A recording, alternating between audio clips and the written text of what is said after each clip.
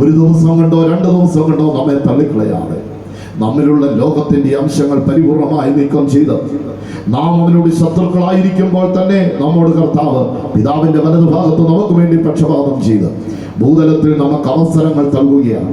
പക്ഷേ ദുഃഖമെന്ന് പറയട്ടെ, ഈ അവസരങ്ങൾ ലോകത്തെ ത്യജിക്കുവാനുള്ള കാലഘട്ടമാണെന്ന് പലരും അറിയുന്നില്ല.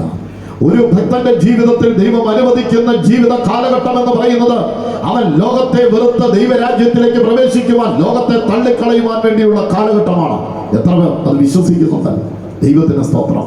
ഈ ലോകം നമ്മെ പിടിമുറക്കുമ്പോൾ നാം നമ്മുടെ കർത്താവിന്റെ സ്നേഹത്താൽ ഈ ലോകത്തെ വർജിക്കുവാൻ തക്കവണ്ണം നമ്മുടെ കർത്താവ് നമ്മെ കുറിച്ച് ആഗ്രഹിക്കുകയാണ്.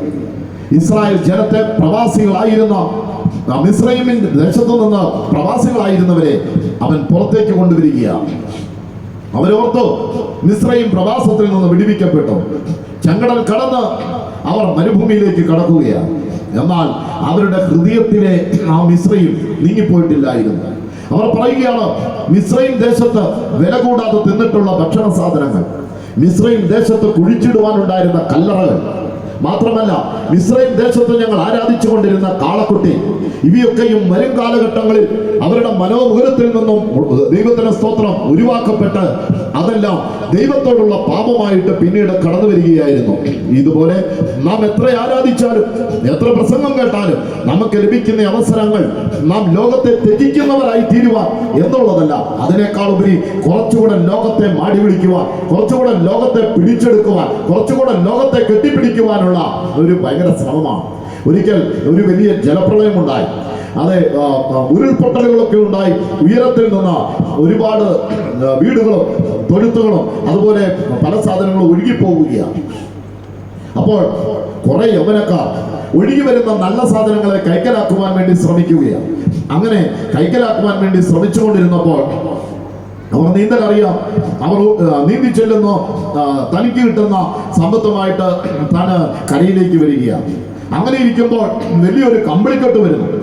കമ്പിളിക്കെട്ട് വരുന്നുണ്ട്. ഒരുവൻ ഓടി, ദൈവത്തിന് സ്തോത്രം, അവനവിടെ ആ വെള്ളത്തിലേക്ക് ചാടി നീന്തി ചെന്ന ആ കമ്പിളിക്കെട്ടിൽ കയറി പിടിച്ചു. കുറച്ചുകൂടെ കഴിഞ്ഞ് അവന്റെ സ്നേഹിതന്മാർ നോക്കുമ്പോൾ അവൻ മടങ്ങി വരുന്നില്ല. എന്തുകൊണ്ടാണ് നീ മടങ്ങി വരാത്തത്? അപ്പോൾ പറഞ്ഞു, നീ കമ്പിളിക്കെട്ടുമായിട്ട് വരിക, നീ വേഗം വരിക. ഇല്ല, ഞാൻ കമ്പിളിക്കെട്ട് എനിക്ക് കൊണ്ടുവരാൻ കഴിയുന്നില്ല. അപ്പോൾ പറഞ്ഞു, എന്നാൽ ഒരു കാര്യം ചെയ്യും, നീ കമ്പിളിക്കെട്ടിനെ അങ്ങ് വിട്ടേരെ, എന്നിട്ട് നീ വരിക. ഇല്ല, ഞാൻ കമ്പിളിക്കെട്ടിനെ വിട്ടിട്ടും കമ്പിളിക്കെട്ട് എന്നെ വിടുന്നില്ല എന്ന് പറഞ്ഞു കഴിഞ്ഞാൽ അതൊരു കരടിയോ മറ്റോ ആയിരുന്നു പോലും. ദൈവത്തിന്റെ സ്തോത്രം.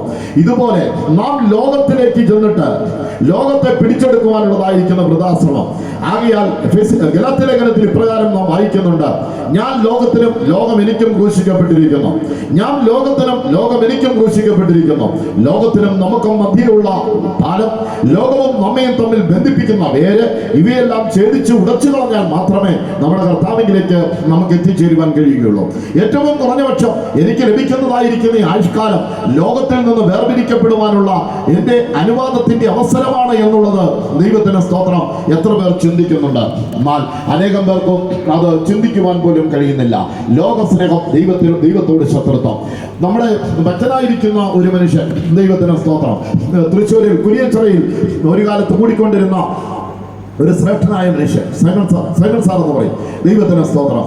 തനിക്ക് തന്റെ മരണത്തോടെടുക്കുമ്പോൾ താൻ ഒരുപാട് ശ്രേഷ്ഠനും വിശുദ്ധനുമായിരിക്കുന്ന ഒരു മനുഷ്യനാണ്, ഒരു വിശ്വാസിയാണ്. എന്നാൽ തന്റെ മരണത്തോടെടുക്കുമ്പോൾ ദൈവസന്നിധിയിലേക്ക് പ്രവേശിച്ച പാസ്റ്റർ രാജീവ് മോഹൻ അപ്പച്ചനും ഞാനും കൂടെ തന്നെ കാണുവാൻ വേണ്ടി അവിടെ കടന്നുപോയി. അപ്പോൾ താന് അധികം താമസമില്ല മരിച്ചു. അന്ന് താൻ ഞങ്ങളോട് പറഞ്ഞിരിക്കുന്ന ഒരു വിഷയമുണ്ട്. ഞാനൊരു ദർശനം കണ്ടു. ആ ദർശനത്തില് ഒരു ദൂതൻ എൻ്റെ അടുക്കൽ വന്നു. എന്നിട്ട് എന്നോട് ചോദിച്ചു, ലോകം നിനക്ക് മതിയായോ എന്ന് ചോദിച്ചു. അപ്പോൾ താൻ പറഞ്ഞു, എനിക്കറിയില്ല കർത്താവേ, അങ്ങേക്കറിയാമെന്ന് പറഞ്ഞു. ഞാൻ അത്ഭുതപ്പെട്ടു പോയി. ഇത്രയും ലോകത്തെ വെടിഞ്ഞു ജീവിച്ച ഒരു മനുഷ്യനോട് ദൈവത്തിന്റെ ദൂതൻ പോയി ചോദിക്കുകയാണ്, ലോകം നിനക്ക് മതിയായോ? അദ്ദേഹത്തെ കുറിച്ച് ഒരു കുറ്റവും ആർക്കും പറയാൻ പറ്റില്ല. ദൈവത്തിന് സ്തോത്രം. അദ്ദേഹം പറയുകയാണ്, ലോകം നിനക്ക് മതിയായോ? അതെ, ലോകത്തോടുള്ളതായിരിക്കുന്ന നമ്മുടെ ആ മനോഭാവത്തിന് നീക്കം ചെയ്യുവാൻ, ആ ലോകത്തോടുള്ളതായിരിക്കുന്ന ആർത്തിയിൽ നിന്ന് വിടുവിക്കപ്പെടുമ്പോഴാണ് നമ്മുടെ കർത്താവിന്റെ പാദപീഠത്തിലായി തീരുന്നത്. അങ്ങനെയുള്ളവർക്ക് യേശു ക്രിസ്തുവിന്റെ പാദപീഠത്തിൽ നിന്ന്, പ്രാർത്ഥനാ ഇടത്തിൽ നിന്ന്, ദൈവരാജ്യത്തെങ്കിലേക്ക് പ്രവേശിക്കുവാനുള്ള ആഗ്രഹത്തിൽ നിന്ന് വ്യതിചലിക്കുവാൻ കഴിയുകയില്ല. വീണ്ടും രണ്ടാമത് ശത്രുത്വം എന്ന് പറയുന്നത് റോമർക്ക് എഴുതിയ ലേഖനം 8-ാം അധ്യായം 7-ാം വാക്യത്തിലേക്ക് വരുമ്പോൾ ജഡത്തിന്റെ ചിന്ത ദൈവത്തോട് ശത്രുത്വം എന്ന് കാണുന്നുണ്ട്. ദൈവത്തിന് സ്തോത്രം. ജഡികമായിരിക്കുന്ന ചിന്തകൾ ഉൾക്കൊള്ളുന്ന നമ്മുടെ മനോമണ്ഡലം, അതിൽ പ്രവർത്തിച്ചു കൊണ്ടിരിക്കുന്ന ആ ജഡിക ചിന്തകൾ പരമാർത്ഥത്തിൽ ദൈവത്തെയും നമ്മയും അകറ്റിക്കൊണ്ടിരിക്കുകയാണ്. നമ്മുടെ ജീവിതത്തിൽ വരുന്ന ചിന്ത നമ്മെ ജീവിതത്തെ മലിനപ്പെടുത്തി ദൈവത്തിന്റെ സന്നിധിയിൽ വിശുദ്ധീകരണത്തേക്കുള്ള വാക്കുകൾ കേൾക്കുമ്പോൾ കർത്തൃസന്നിധിയിൽ നാം പോയി കടന്നു ചെന്നിരുന്ന് കർത്താവെ ഞങ്ങളോട് ക്ഷമിക്കണമേ എന്ന് പറയുമ്പോൾ പിതാവിന്റെ വലതുഭാഗത്ത് പുത്രൻ നിന്നുകൊണ്ട് തന്റെ തിരുരക്തം നിമിത്തമായിട്ട് പിതാവിനോട് പറയും അവനോട് ക്ഷമിക്കണം. എന്നിട്ട് ആ ദൈവത്തെയും നമ്മയും അകറ്റുന്ന ആ ജഡത്തിന്റെ ചിന്ത നമ്മെ വിട്ട് അകലുവോളം അവൻ പക്ഷപാതം ചെയ്തുകൊണ്ടിരിക്കുകയാണ്. ലൂക്കോസ് എഴുതിയ സുവിശേഷം 19-ാം അധ്യായത്തിന്റെ 27-ാം വാക്യത്തിൽ യേശു ക്രിസ്തു ഒരു ഉപമ പറഞ്ഞു.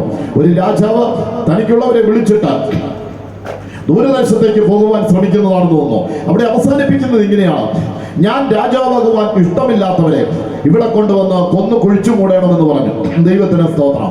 ആകയാൽ യേശു ക്രിസ്തു രാജാവാകുവാൻ താല്പര്യമില്ലാത്തവർ എന്ന് പറഞ്ഞാൽ അതിന്റെ അർത്ഥം എന്താണ്? ദൈവത്തിന്റെ ഭരണത്തിന് കീഴിൽ നാം കടന്നു വരിക. അങ്ങനെ യേശുവല്ല നമ്മെ ഭരിക്കുന്നെങ്കിൽ പിന്നെ ആരാണ് ഭരിക്കുന്നത്? രക്ഷിക്കപ്പെട്ട ദൈവമക്കളെ, പരിശുദ്ധാത്മാവിനെ പ്രാപിച്ചവരെ, ദൈവത്തിന് സ്തോത്രം. ദൈവത്തിന്റെ ആത്മാവിനെ വിധേയപ്പെടുത്തുവാൻ കഴിയുന്നില്ല എങ്കിൽ തീർച്ചയായിട്ടും നമ്മുടെ സ്വയമാണ് നമ്മെ ഭരിക്കുന്നത്. അപ്പോൾ സ്വയം എന്ന് പറയുന്നതും യേശു ക്രിസ്തു എന്ന് പറയുന്നതും, അഥവാ സ്വയം എന്ന് പറയുന്നതും ദൈവത്തിന്റെ ആത്മാവെന്ന് പറയുന്നതും അത് എതിർചേരുകളിൽ നിന്ന് ആക്രമിക്കുന്നതായ ബന്ധശത്രുക്കളാണ്. ദൈവത്തിന് സ്തോത്രം. യെശയ്യാ പ്രവചനം 63-ാം അധ്യായത്തിന്റെ 10-ാം വാക്യത്തിലേക്ക് കടന്നു വരുമ്പോൾ അവിടെ വളരെ വ്യക്തമായിട്ട് പറയുന്നുണ്ട്. ദൈവത്തിന് സ്തോത്രം. അതെ, ഇസ്രായേൽ ജനം പരിശുദ്ധാത്മാവിനെ ദുഃഖിപ്പിച്ചു. ദൈവം അവർക്ക് ശത്രുവായി തീർന്നു. അവർ ദൈവത്തോട് മത്സരിച്ചു. നമ്മുടെ മാത്സര്യ സ്വഭാവം പരിശുദ്ധാത്മാവിനെ ദുഃഖിപ്പിക്കുക. എഫെസ്യർക്ക് എഴുതിയ ലേഖനം 4-ാം അധ്യായം 30-ാം വാക്യത്തിൽ ദൈവത്തിന്റെ പരിശുദ്ധാത്മാവ് നമ്മുടെ മേൽ തന്നിരിക്കുന്നത് എന്തിനു വേണ്ടിയിട്ടാണ്? അത് വീണ്ടെടുപ്പ് നാളിനായിട്ടുള്ള മുദ്രയാണ്. ഈ മുദ്ര ലഭിച്ചവർക്കാണ് യേശുക്രിസ്തുവിന്റെ മടങ്ങി വരവെങ്കിൽ വീണ്ടെടുക്കപ്പെടുവാൻ കഴിയുന്നത്.